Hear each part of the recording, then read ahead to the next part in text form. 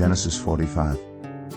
Then Joseph could no longer control himself before all his attendants, and he cried out, "Have everyone leave my presence." So there was no one with Joseph when he made himself known to his brothers. And he wept so loudly that the Egyptians heard him, and Pharaoh's household heard about it. Joseph said to his brothers, "I am Joseph. Is my father still living?" But his brothers were not able to answer him because they were terrified at his presence. Then Joseph said to his brothers, "Come close to me." When they had done so, he said, "I am your brother Joseph, the one you sold into Egypt. And now do not be distressed, and do not be angry with yourselves for selling me here, because it was to save lives that God sent me ahead of you. For 2 years now there has been famine in the land, and for the next 5 years there will be no plowing and reaping. But God sent me ahead of you to preserve for you a remnant on earth, and to save your lives by a great deliverance. So then it was not you who sent me here, but God. He made me father to Pharaoh, lord of his entire household, and ruler of all Egypt. Now hurry back to my father and say to him, 'This is what your son Joseph says. God has made me lord of all Egypt. Come down to me, don't delay.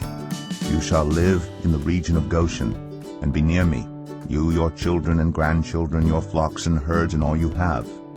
I will provide for you there, because 5 years of famine are still to come. Otherwise, you and your household and all who belong to you will become destitute. You can see for yourselves, and so can my brother Benjamin, that it is really I who am speaking to you. Tell my father about all the honor accorded me in Egypt, and about everything you have seen, and bring my father down here quickly." Then he threw his arms around his brother Benjamin and wept. And Benjamin embraced him, weeping. And he kissed all his brothers and wept over them. Afterward his brothers talked with him. When the news reached Pharaoh's palace that Joseph's brothers had come, Pharaoh and all his officials were pleased. Pharaoh said to Joseph, "Tell your brothers, do this. Load your animals and return to the land of Canaan, and bring your father and your families back to me. I will give you the best of the land of Egypt, and you can enjoy the fat of the land. You are also directed to tell them, do this. Take some carts from Egypt for your children and your wives, and get your father and come. Never mind about your belongings, because the best of all Egypt will be yours."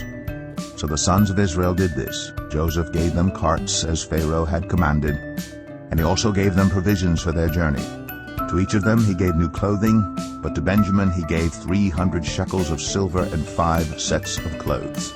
And this is what he sent to his father: 10 donkeys loaded with the best things of Egypt, and 10 female donkeys loaded with grain and bread and other provisions for his journey. Then he sent his brothers away, and as they were leaving he said to them, "Don't quarrel on the way." So they went up out of Egypt, and came to their father Jacob in the land of Canaan. They told him, "Joseph is still alive. In fact, he is ruler of all Egypt." Jacob was stunned. He did not believe them. But when they told him everything Joseph had said to them, and when he saw the carts Joseph had sent to carry him back, the spirit of their father Jacob revived.